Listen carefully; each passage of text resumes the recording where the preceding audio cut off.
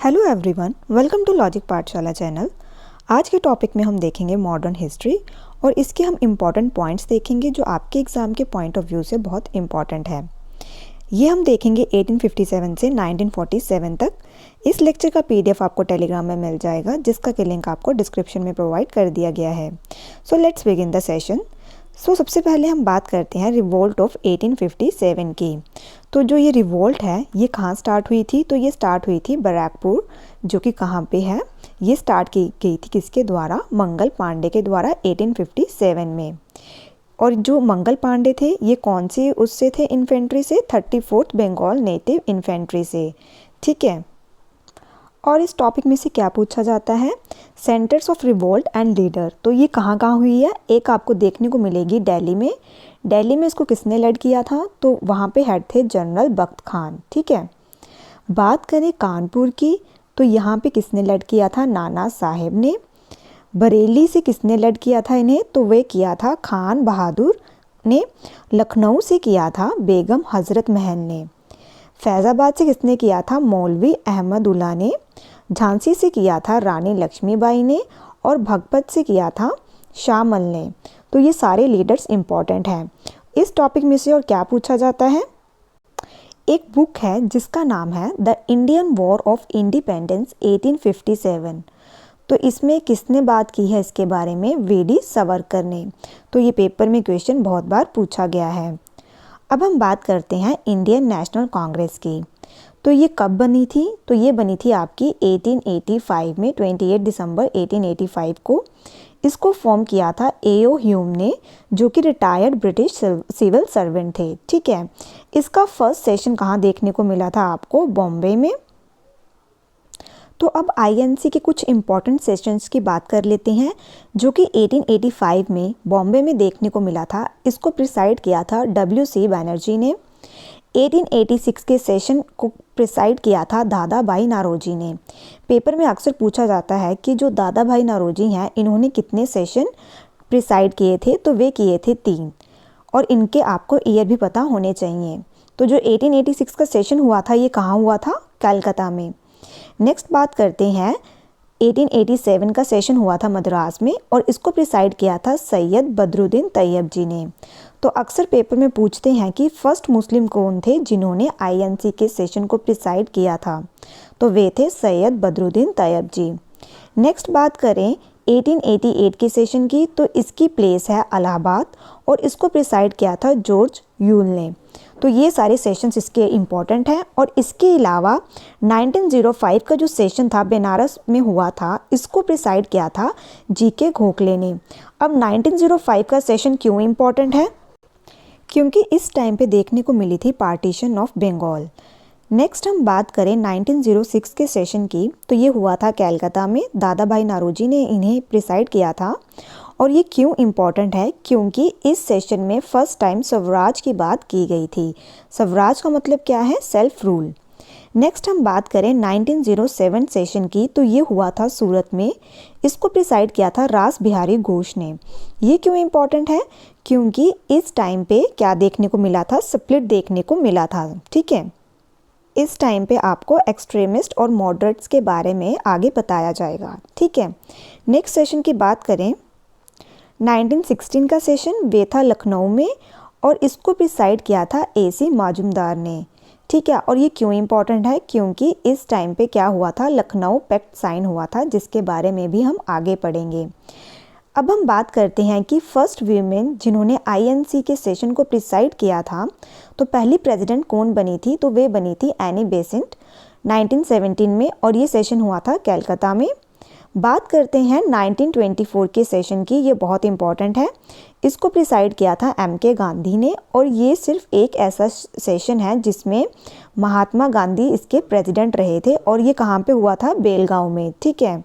अब हम बात करते हैं, पेपर में पूछते हैं कि फर्स्ट आईएनसी प्रेसिडेंट वीमेन जो आपकी इंडिया से थी, तो वे थी आपकी सरोजनी नायडू, और ये सेशन हुआ था आपका 1925 कानपुर में। नेक्स्ट हम बात करते हैं 1929 के सेशन की, तो इसको प्रिसाइड किया था जवाहरलाल नेहरू ने, और ये सेशन हुआ था लाहौर में। तो हम सारे इम्पॉर्टेंट सेशंस आगे भी डिस्कस करेंगे। नेक्स्ट हम बात करते हैं पार्टीशन ऑफ बंगाल की। जैसे कि मैंने आपको पीछे बताया है कि इस टाइम पे जो आईएनसी का सेशन हुआ था वे कहाँ हुआ था, बनारस में। प्रिसाइड किसने किया था इसे, गोपाल कृष्ण गोखले ने। तो पार्टीशन ऑफ बंगाल में हमें क्या याद रखना है, इस टाइम पे वाइसरॉय कौन थे, तो वे थे लॉर्ड कर्जन, ठीक है। और ये जो आपकी पार्टीशन ऑफ बंगाल है ये आगे जाके एनल्ड हो जाएगी, कैंसिल हो जाएगी, कब, 1911 में। नेक्स्ट हम बात करते हैं स्वदेशी मूवमेंट की।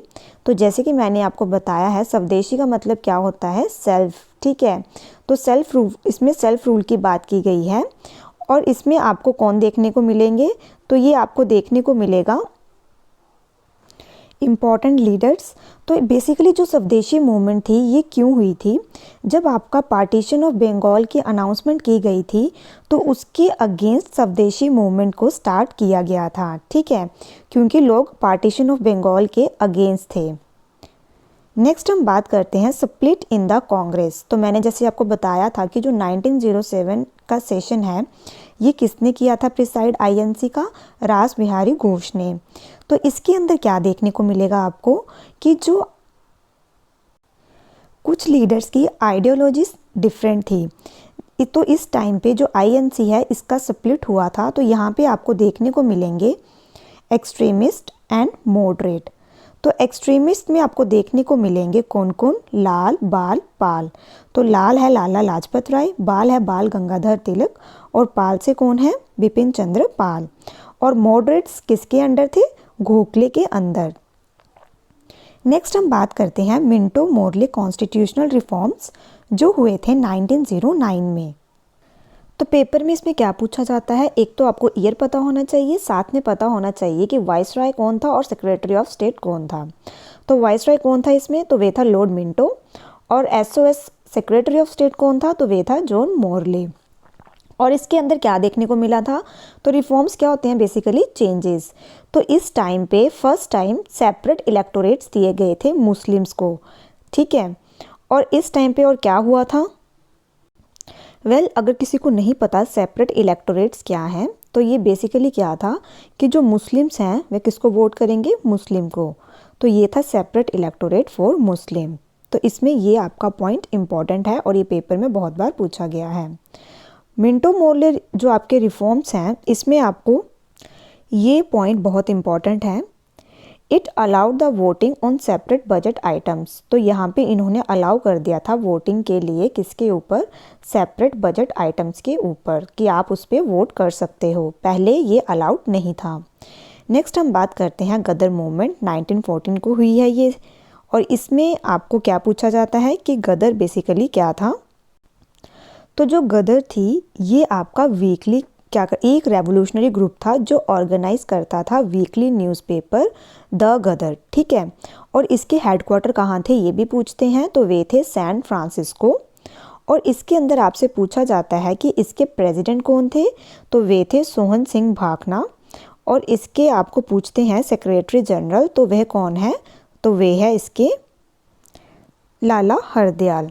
और जो आपकी गदर मूवमेंट थी was an international political movement जिसको पॉपुलैरिटी मिली थी ड्यूरिंग वर्ल्ड वॉर वन। जो आपकी वर्ल्ड वॉर वन थी ये चली थी 1914 से 18 तक, और 14 में ही आपको देखने को मिली थी गदर मूवमेंट, ठीक है। और जो गदर मूवमेंट है इसके हेडक्वार्टर थे सैन फ्रांसिस्को। और इसमें क्या पूछा जाता है, तो इसको कहते हैं पैसिफिक कोस्ट हिंदुस्तान एसोसिएशन, ठीक है। नेक्स्ट बात करें होम रूल मूवमेंट की, तो ये चली है 1916 से 18 तक। तो इसके अंदर आपको दो मेन लीडर देखने को मिलेंगे, एक बाल गंगाधर तिलक और दूसरा एनी बेसेंट। तो पेपर में अक्सर पूछते हैं कि होम रूल मूवमेंट को पहले किसने स्टार्ट किया था, तो वे किया था बाल गंगाधर तिलक ने। और जो बाल गंगाधर तिलक हैं इन्होंने जो मूवमेंट स्टार्ट करी थी होम रूल मूवमेंट, उसके हेडक्वार्टर कहाँ थे, और एनी बेसेंट ने जो स्टार्ट की थी उसके हेडक्वार्टर कहाँ थे। पेपर में सेकंड क्वेश्चन ये पूछा जाता है। सो जो बाल गंगाधर तिलक ने की थी उनके हेडक्वार्टर थे कहाँ पे, पूना में। और जो एनी बेसेंट ने की थी उसके हेडक्वार्टर थे मद्रास में, ठीक है। तो वहाँ पे एक जगह थी। नेक्स्ट हम बात करते हैं अहमदाबाद सत्याग्रह। तो अब हम बात करेंगे गांधी जी के बारे में। तो इन्होंने जब ये आए थे 9 जैन 1915 को, कहाँ से, साउथ अफ्रीका से इंडिया में।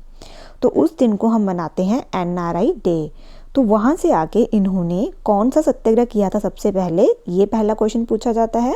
तो वे था चंपारण सत्याग्रह। उसके बाद किया है अहमदाबाद सत्याग्रह, देन है आपका खेड़ा सत्याग्रह। तो ये आपको सीक्वेंस याद होना चाहिए।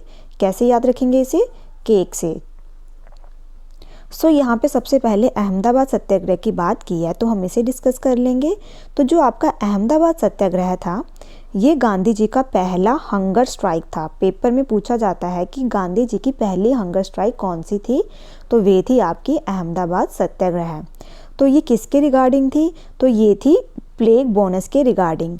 तो बेसिकली जो आपकी फैक्ट्रीज थी वहाँ पे ऑनर्स थे और कौन थे, वर्कर्स। तो वहाँ पे क्या था, उस टाइम पे प्लेग था। तो क्या हुआ था, जो वर्कर्स थे वे ऑनर्स से डिमांड करते थे बोनस कितना, 50%, लेकिन ऑनर्स उन्हें कम दे रहे थे। तो इसलिए ये सत्याग्रह हुआ था, ठीक है। फिर गांधी जी ने क्या किया था, इसमें वर्कर्स को सपोर्ट किया था। और कितने पे इनका हुआ था नेगोशिएशन, तो वे हुआ था 35% पे। तो उनको इतना बोनस दिया गया था। नेक्स्ट हम बात करें रॉलेट सत्याग्रह की। यहाँ पे आपके ये सत्याग्रह मिस हो गया है, एक चंपारण सत्याग्रह। तो जो चंपारण सत्याग्रह हुआ था, तो ये था आपका पहला सिविल डिसओबीडियंस मूवमेंट। तो पेपर में पूछते हैं कि गांधी जी का पहला सिविल डिसओबीडियंस मूवमेंट कौन सा था। तो वे था चंपारण सत्याग्रह 1917 में। इसमें गांधी जी आए थे कहाँ पे, तो वे आए थे चंपारण में, जो कि जगह है बिहार के अंदर। और किसकी रिक्वेस्ट पे आए थे, राजकुमार शुक्ला की। तो यहाँ पे क्यों आए थे, किनकी प्रॉब्लम्स थी यहाँ पे भी, फार्मर्स की। किस रिगार्डिंग, इंडिगो प्लांटेशन के रिगार्डिंग। तो उसको भी गांधी जी ने सॉर्ट आउट किया था। नेक्स्ट हम बात करते हैं खेड़ा सत्याग्रह की। तो ये हुआ है 1918 में। तो इसके अंदर क्या हुआ था, तो ये था गांधी जी का पहला नॉन कोऑपरेशन मूवमेंट।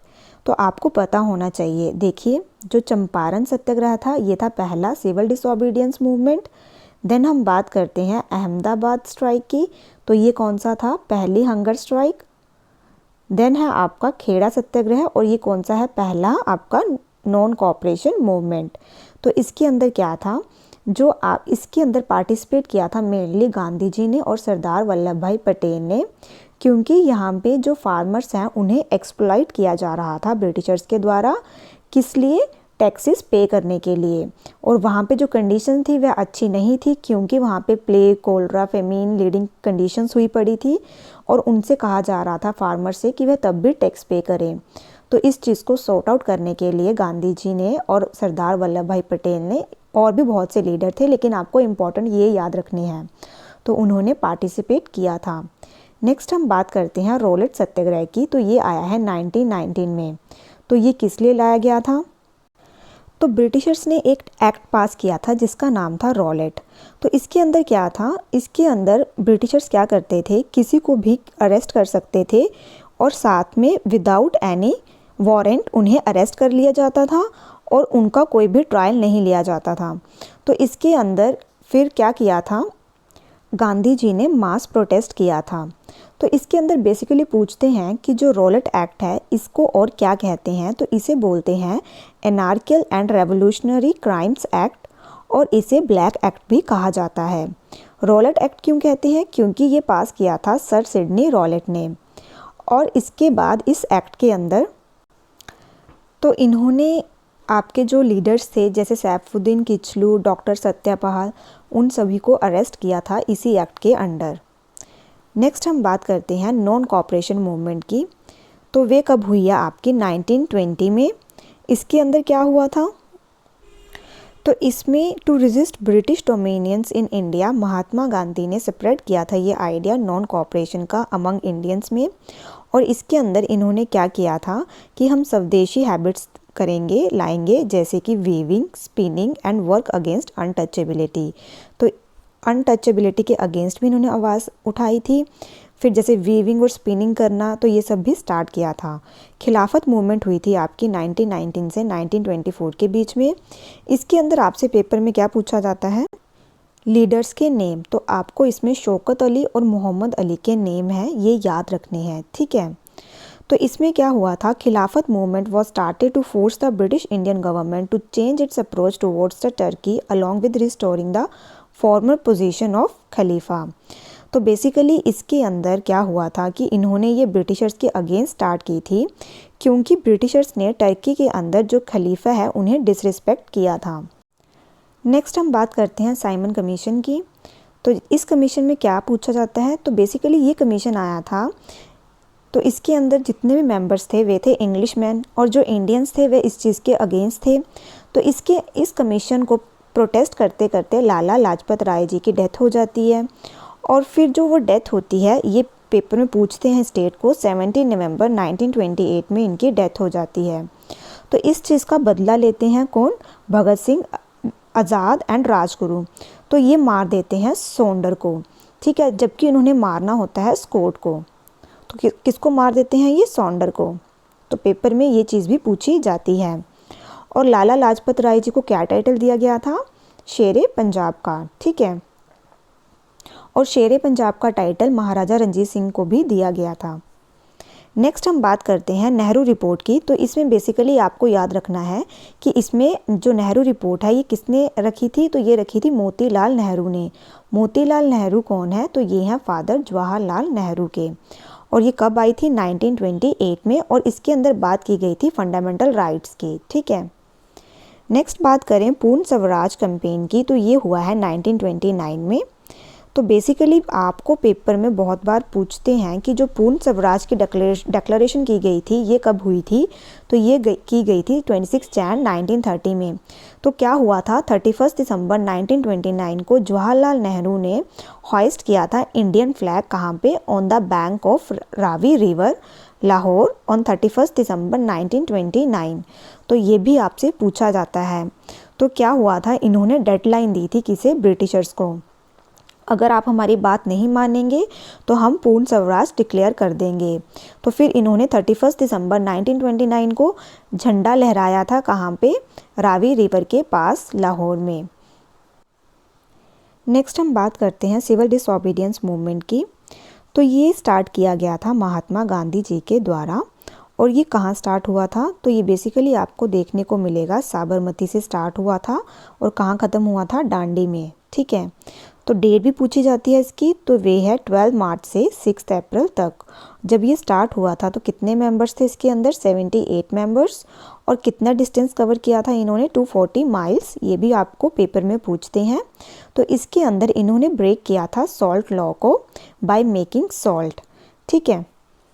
नेक्स्ट हम बात करते हैं क्विट इंडिया मूवमेंट की, जो कि हुई है आपकी 1942 को।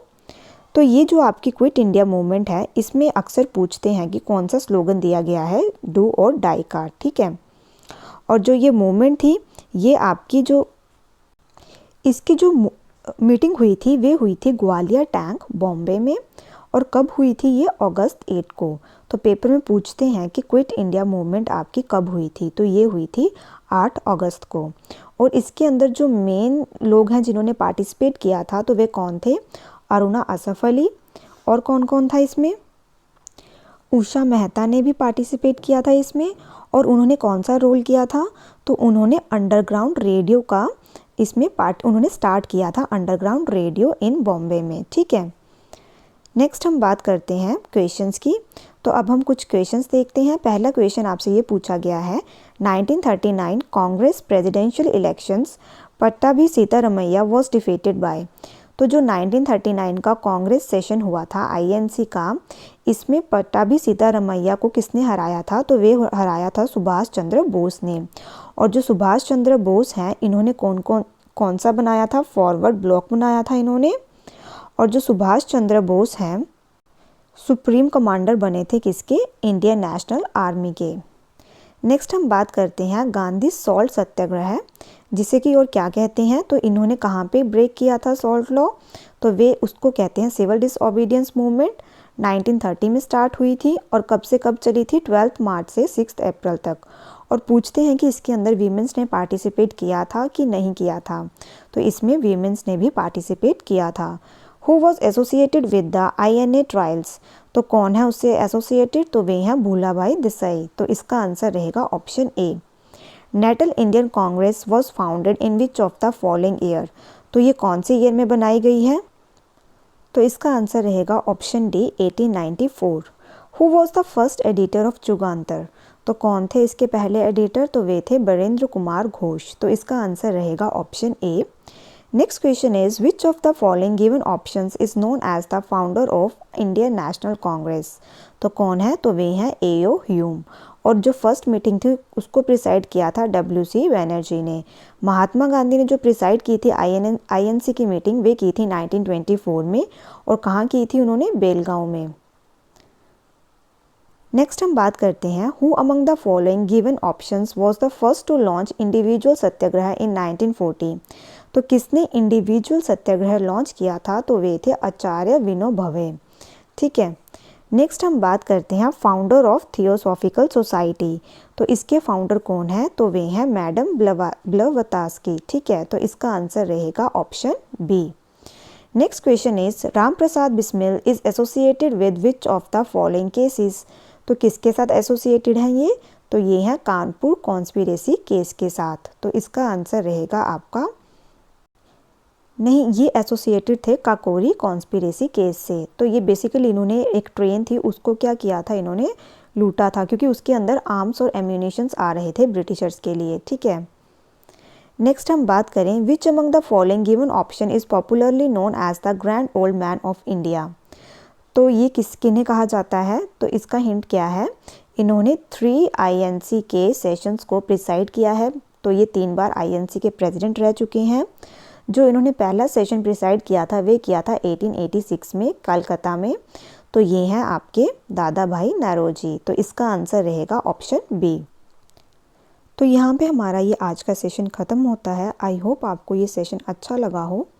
अगर आप चाहते हो कि जो मैंने आपको ये मोमेंट्स बताई हैं इनके बारे में अगर आप डिटेल में पढ़ना चाहते हो तो आप कमेंट बॉक्स में बता सकते हैं। हम एक एक मोमेंट के ऊपर फिर लेक्चर तैयार कर सकते हैं। So thank you so much for watching this session.